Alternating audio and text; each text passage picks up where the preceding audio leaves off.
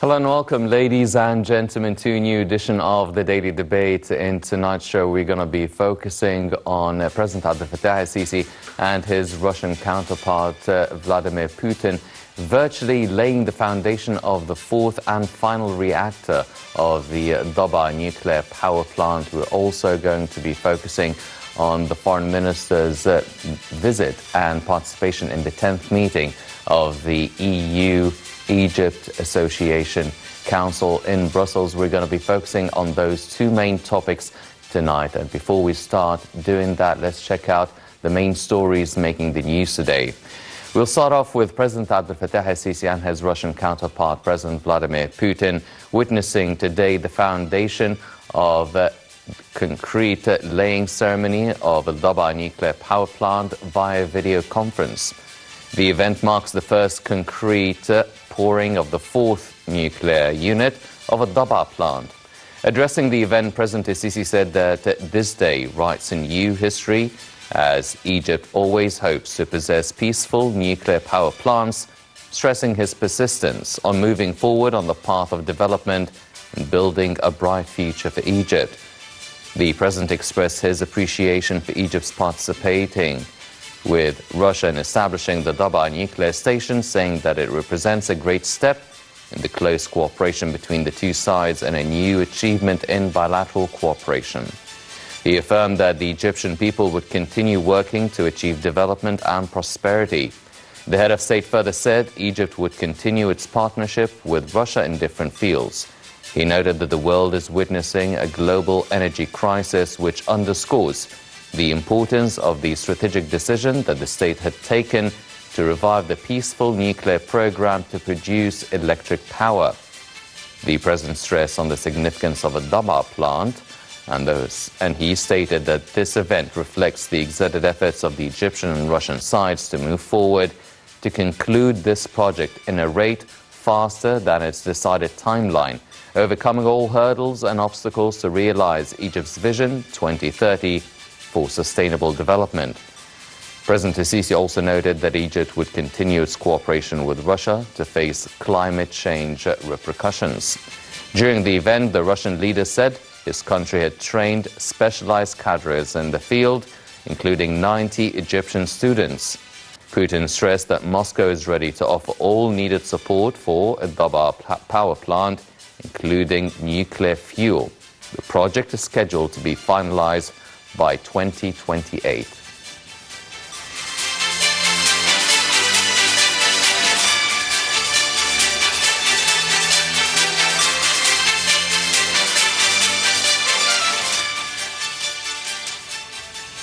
And on the sidelines of the 10th meeting of the Egypt-EU Partnership Council in Brussels, Foreign Minister Salman stressed today the significance of cementing dialogue between Egypt and the European Parliament on the basis of friendship and mutual respect.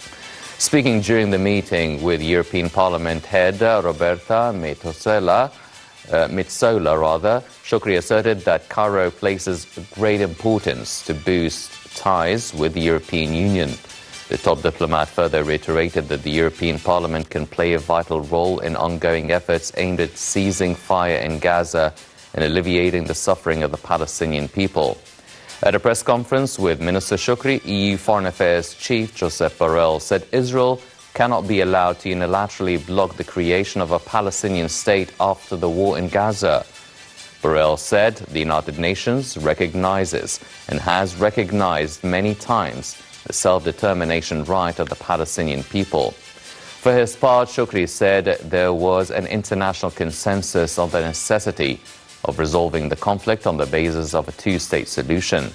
He warned that displacement of Gaza's population from the territory would occur if adequate humanitarian assistance was not allowed in.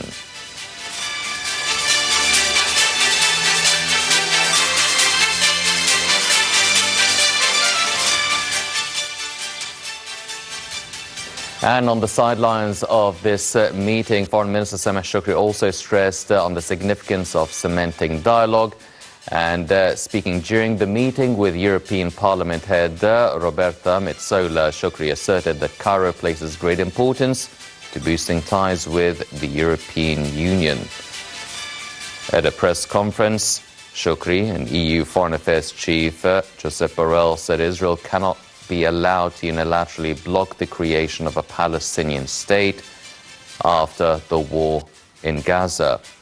He warned that the displacement of Gaza's population from the territory would occur if the humanitarian assistance was not allowed in.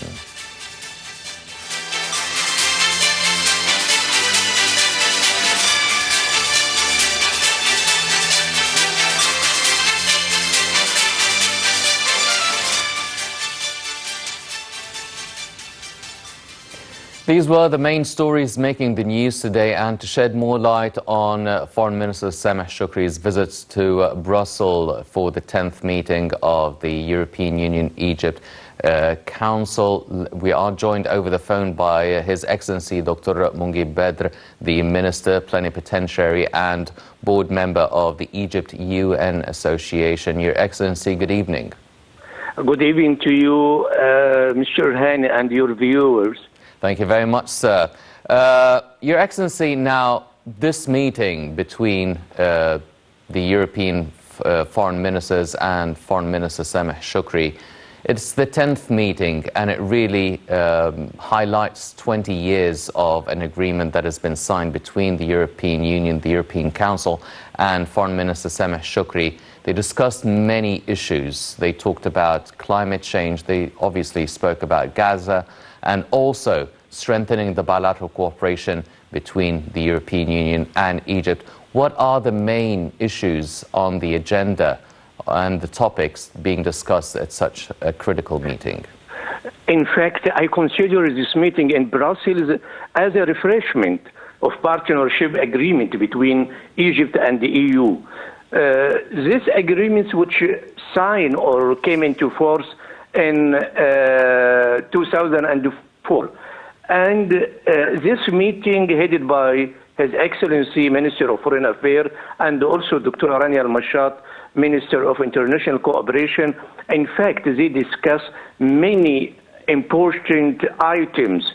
First, items which I think very important, that this meeting will focus on bilateral relation. That's my concern, how to develop bilateral relation between Egypt and the EU, including cooperation to promote stability in Egypt and also in European Union, including many elements like, or including human rights, security, and also migration, as well as cooperation in economic and the social issues. Your Excellency, but we need with international law and relevant UN resolutions. Mr. President, on one side, there is the will of the international community, and on the other side, the whims of an Israeli prime minister driven by a single goal: his own political survival, at the expense of the survival of millions of Palestinians under Israel's illegal occupation, and peace and security for all.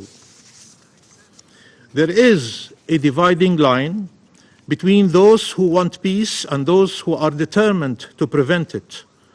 The latter believe there is a people too many in our region, while the former believe there is an independent state too long denied its rightful place among the community of nations, and its people denied their inalienable right to self-determination. For the leaders at the helm in Israel, the Palestinian people are a people too many.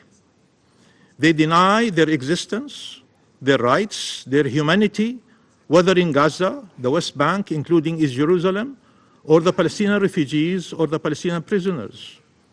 They do not see our people as an empirical and political reality to coexist with, but as a demographic threat to get rid of through death, displacement, or subjugation. These are the choices they offer us: genocide, ethnic cleansing, or apartheid. I know some here are uncomfortable with these words, but they are the reality that we live under. And trust me, you should be much more concerned with the existence of that reality than the words used to describe it. Mr. President, there are only two paths ahead. One that starts with Palestinian freedom and leads to shared peace and security in our region, or one that continues denying this freedom and dooms our region to further bloodshed and endless conflict. The Arab world has been unequivocal in choosing the first path, the one that enjoys support by the international community as a whole. Meanwhile, Netanyahu boasts publicly and repeatedly that he played a key role in preventing the independence of the Palestinian state and peace in our region, and pledges to continue doing so. Israel should no longer entertain the illusion that there is somehow a third path whereby it can choose continued occupation and colonialism and apartheid and somehow still achieve regional peace and security. This is not a viable path, nor a legitimate path. Our people are not less deserving of freedom, security, and peace. Our children's lives are not less sacred. Our cause is just, and resilience, and the resilience and steadfastness of our people, their sumud, is epic and worthy of the international solidarity they have received from across the globe. But as Mahmoud Darwish has said, their hope is for a normal life, where they are neither heroes nor victims, a life where they are able to live, to thrive, to see their children grow, see them be and come whatever they wish to be. They should not have to fight every day for their survival, for their most basic and most fundamental rights, for their simple dream to live in freedom and dignity on their ancestor land. The Nakba should not be prolonged any further, nor repeated time and time again. It must come to an immediate end. It is time for international law and UN resolutions to be respected fully and for non-compliance to be penalized. It is time for accountability. Justice is paramount. It is the foundation of any sustainable peace. Attempts to frame the pursuit of justice as somehow contradictory to peace must cease. It is time to convene an international peace conference with a clear objective, upholding international law and implementing UN resolutions through resolute action by all states, organizations, and the UN. It is time for recognizing the admission of the State of Palestine to the UN. We were not granted a veto right over Israel's admission to the United Nations 75 years ago. Israel does not have a veto right over the admission of the State of Palestine 75 years later. The international consensus on two states in this land must be upheld in word and deed. There can be no more pretext for endless delay and obstruction. The disregard for Palestinian life, for international law, for the regional and international will to bring about just and lasting peace should no longer be tolerated. We are running out of time. There are two choices: spreading fire or a ceasefire. The alternative to freedom, justice, and peace is what is happening now. We must make sure it stops now, and we must make sure it never happens again. Never again. Thank you. Je remercie. I thank His Excellency Mr. Al-Maliki for his statement. I now give the floor to the representative of Israel. You have the floor. Thank you, Mr. President. Mr. President, at the outset, I wish to thank France and to congratulate you on your recent appointment and wish you the best in your crucial position. Today, you have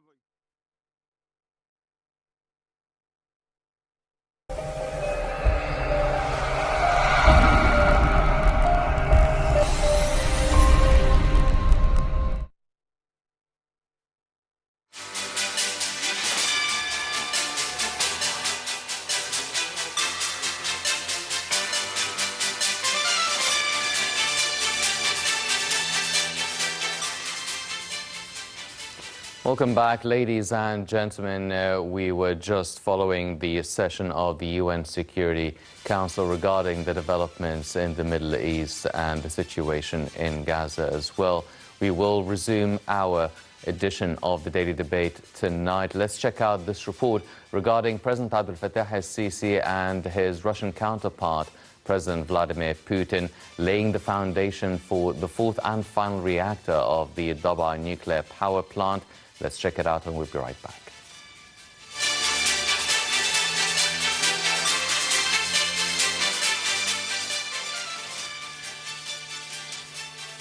President Fattah el-Sisi joined his Russian counterpart Vladimir Putin via video call for the laying of the foundation for the fourth and final reactor at Daba nuclear power plant on Tuesday. The DMPP, located in the city of Daba in Matruh Governorate, is the Russian Rosatom State Corporation's first project in Egypt and Africa. The power plant will include 4 reactors with a capacity of 1.2 gigawatt each, while the total cost of the GMPP project is estimated at $30 billion. In 2015, Russia signed an agreement with Egypt to provide the country with a state export loan of $25 billion for the construction of the MPP, which will cover 85% of the cost of construction work. Under the agreement, Egypt is to start payments on the loan at a rate of 3% per annum in October 2029.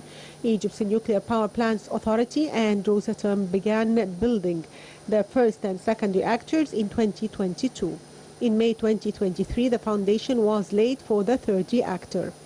It will also build storage and supply containers for storing spent fuel. The construction works of Al Daba nuclear plant are proceeding at a steady pace and in accordance with timetables. All 4 reactors are expected to be operational by the end of 2030. In October 2022, an official source at the Egyptian Ministry of Electricity and Renewable Energy confirmed that after operating Daba nuclear power plant with a capacity of 4,800 megawatts, the volume of carbon dioxide emissions reduction will reach 14 million tons annually, which is equivalent to removing a million cars from the roads. The management and operation of Egypt's first nuclear power plant in Daba city on the Mediterranean Sea will be completely transferred to the Egyptian side.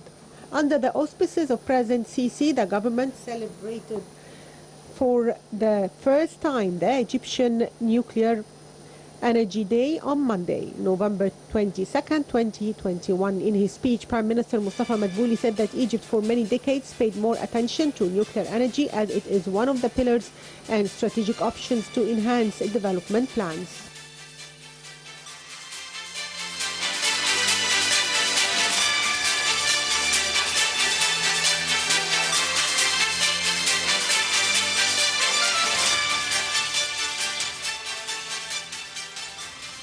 Welcome back, ladies and gentlemen, and we're joined here tonight in the studio to shed more light on the Daba nuclear power plant and today's event by Dr. Mohammed Salman, the energy expert and consultant and board member of the Arab Council for Renewable Energy. Dr. Salman, thank you very much for joining us. Thank you for providing me this opportunity, really. Thanks. Always a pleasure. Dr. Salman, first off now, the nuclear power plant at Daba, we've been talking about it for many years. The whole story started with President Gamal Abdel Nasser knocking on the nuclear door in the 50s, and then it was followed up by President Anwar Sadat and Westinghouse with the US, and later on and then President Hosni Mubarak, and lately President Sisi also signed the agreement with the Russian president in 2015, and they started construction in 2017. And it seems that we've been talking about the Daba power plant for years on end, and now we are laying the foundation for the fourth and final reactor. Are we on schedule in terms of construction and hopefully operating the nuclear Daba power plant? And if there are delays, what are the reasons for such delays? First of all, I'd like to thank you for this opportunity, and really, it's a great achievement. Mm-hmm. And you said that it started long history about Daba or nuclear power plant. Even I was in secondary school and wish at that time to study the nuclear department, which is in Alexandria University, and try to really to know more about that. Why nuclear power plant is most important? This is a new industry for the diversification of the resources of the power source. You know that we have now depend on the fossil fuel, especially in natural gas, and so it's about 90%. And as much as we use the renewable energy from the solar and the wind, but still we need another source. Dab'a nuclear power plant at the north will be the backbone of the grid, of national grid, as well as the high dam, while it was also the backbone of the national grid. And both of them, the high dam at the south and Dab'a nuclear power plant at the north, are clean energy. So there is no emissions, and both of them should operate as a base load. In operation issue, it's important for that. Do you know that such a nuclear power plant should operate 24 hours, 12 months continuously, and even reach it 24 months? That means 2 years that you operate this unit permanently. So it should be considered as a base load. You see nuclear power plant as 4.8 giga. It considered as around 20% of the minimum load of the grid, of national grid.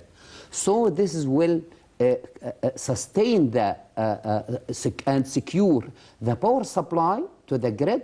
And even if we use more and more renewable energy, and as we discussed before that the renewable energy is intermittent, so this is a steady state and can make this imbalance in the grid.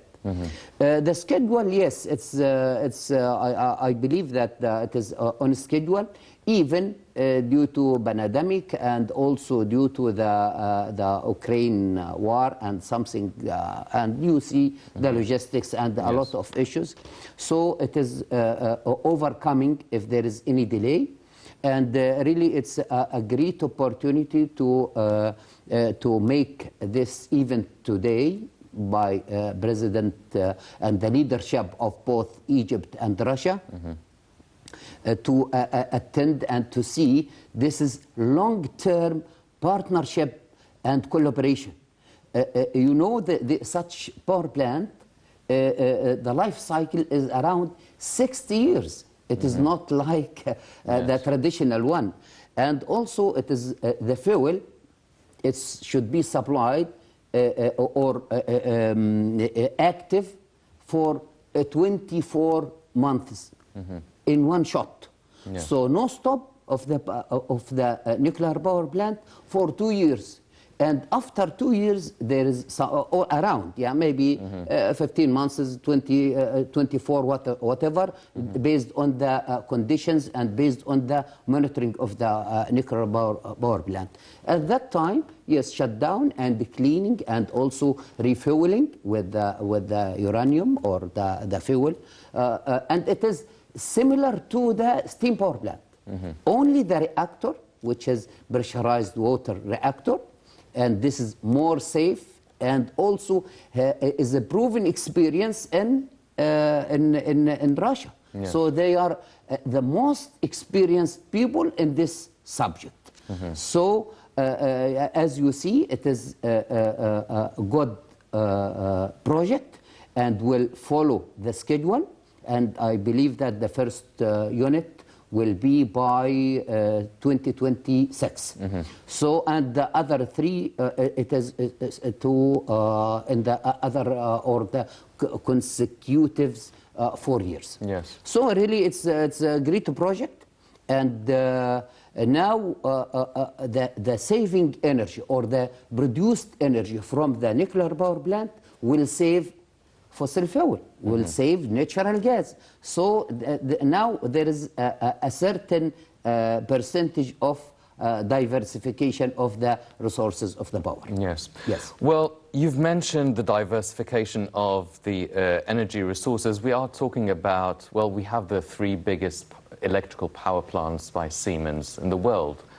And also we're talking about the renewable energy. We have Zohr gas field in the Mediterranean. And now we're talking about the nuclear power plant at Dabaa, which should be operational, fully operational by 2030. And even in today's press conference, or today in laying the foundation for the 4th reactor, the president said, well, we will probably be able to make it by 2028 as well. So 2 years ahead of schedule.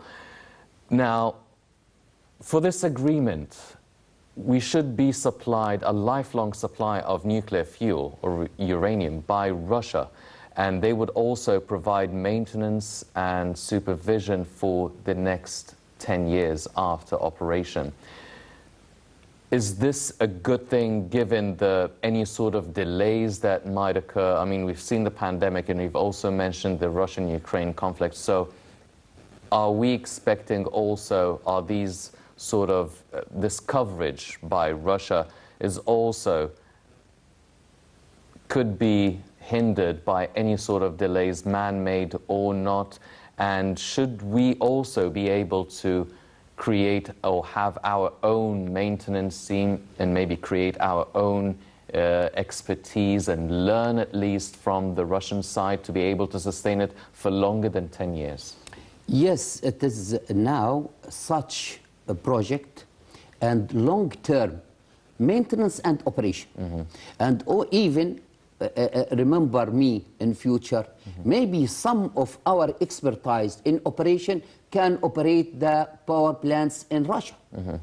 And similarly, yes, yes, it is, can be done. It doesn't matter, believe me. I've been in Moscow in 1992, and really I was surprised with the technology and with the people who are working there, and the industry, the sophisticated and complicated industry in Russia. So such project will make or attract the localization in Egypt also, that the localization percentage around 20% for Unit 1, and after that it will reach around 35, and sometimes 35%, and even can be increased. One more issue I'd like to tell you about this project. This is funded by Russia, because we have really a special relationship with Russia. Egypt, Russia is a good relationship, and even the leadership of both states are harmonic and compatible with each other, really. Yes. So based on that, the fund will be provided by Russia for about 85%, and the 15% will be from Egypt, and even from not from the country but from investors. So it is also important for liberalization of the sector of electricity.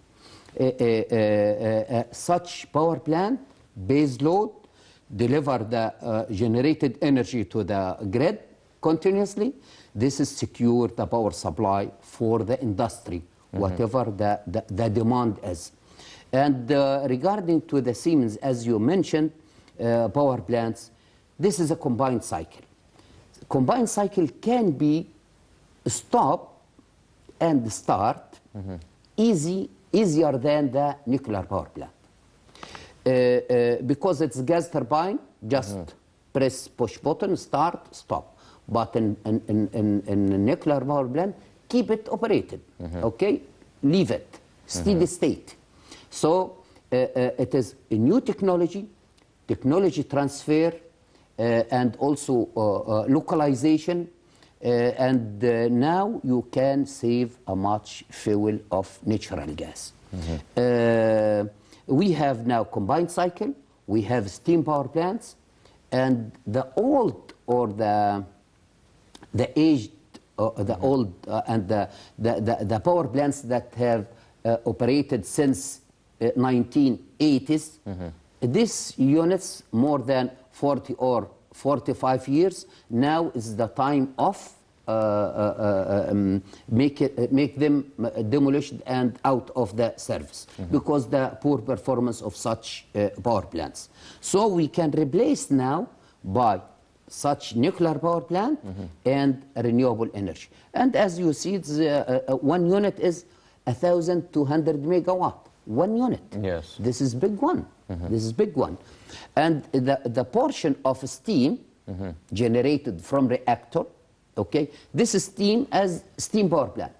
And this reactor, this is for the people who are working in nuclear, but this is a special case for the nuclear. Yes. And the other one is a simple, it's a steam power plant completely, Yes. and even, but it should be really in engineering and in construction, should be in high quality, and also testing the material to ensure that the power plant will be operated safely without any troubles. Dr. Salman, now the nuclear fuel, or the uranium, will be supplied by Russia. Now, Sure. What about the scarcity of uranium? I mean, Ukraine is one of the countries that is known to be a big source of uranium. Now, what if the supply of uranium is not sufficient or stops at some point in the future? Do we have a plan B? Can we rely on other sources or other states that can produce and export uranium other than Russia? It is a risk calculation, but believe me, the strong relationship between Russia and Egypt that keep maintaining fuel supply. And this point, I didn't think if it is risk or probability to happen, it's minor, very minor. And I didn't think that it will happen because this relationship, and really Russia will keep to supply, and this is as per the contract. This is contracted, and Yes. I didn't think that such case will happen. Yes. Dr. Salman, now everybody is concerned about the safety of the nuclear power plant in Egypt.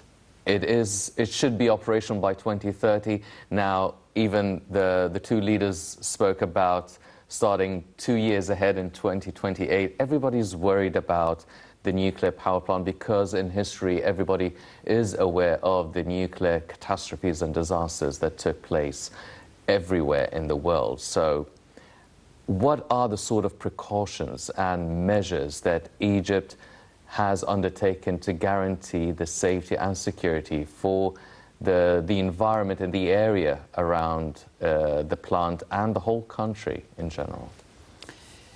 Egypt has a skilled professionals and understand the job clearly.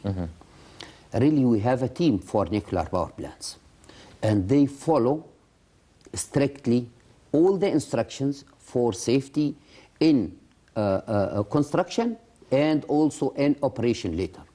So I don't think that also something like that can happen, because now the nuclear power plant is more safe, and we in the world around 435 nuclear power plants.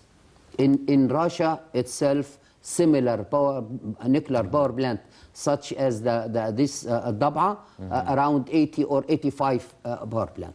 So don't worry. If we are worried about that, then if there is an accident by car, so we didn't take our cars, Yes. take cars out. So it is not the case. It is safe, and now proven experience.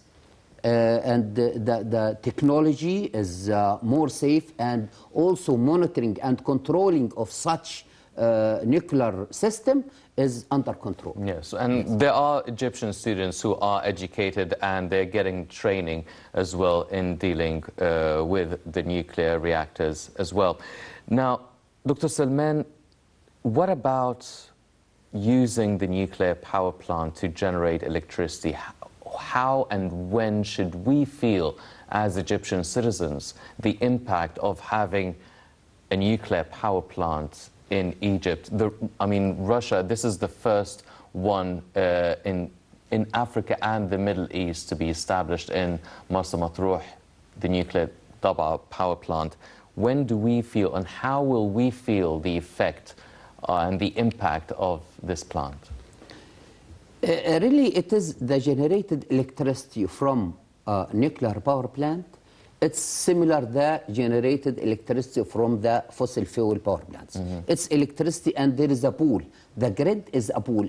All the power plants generated electricity and put in the grid. So only the issue I hope or I hope to be happen that the similar nuclear power plant can be established in Africa based on our experience and also our human resources can be partnership with the Rosatom company in Africa. And this is one of the most important selection that Rosatom or Russia selected Egypt to do this proven experience in Egypt, that it is Egypt can open the door of Africa for nuclear power plants in different countries. Yes. Sir, now, you're an energy expert and consultant now. This is great news for Egypt, but what sort of obstacles would you expect that we need to overcome in actually adapting and implementing the fruit of the nuclear power plants and the nuclear energy here in Egypt? What sort of preparation do we need to undergo and undertake in order to be able to receive and really use this nuclear energy at its best, I mean, to its potential, to 100% potential? One important issue to make such TV programs and awareness campaign to make the people who are not convinced with the nuclear power plant try to understand the real case. Previously, really, I have been asked by government which can take first coal power plant in Hamrawain, 6,000 megawatt, okay, or nuclear power plants in Dabha, okay. So if you make such comparison and you want to decide to diversify the resources, immediately select the nuclear power plant. At least the nuclear power plant is the fuel supply for 2 years for one shot. Okay, because once you also replace the fuel, also can be done by the experts from Russia. Yes. Okay, but regarding to the coal power plants, we haven't coal in Egypt, and you have to make a port for that, and also logistics. You see, if you build a coal power plant and there is no coal, what you can do? Yes. And even regarding to the emissions, nuclear power plant, no emissions, climate change, it will make a good reputation of Egypt. Egypt now is enter the new era of nuclear. So, and also considered the concerns of climate change. Yes. All these issues is an advantage to Egypt. Yes. So really it's a great decision. Yes.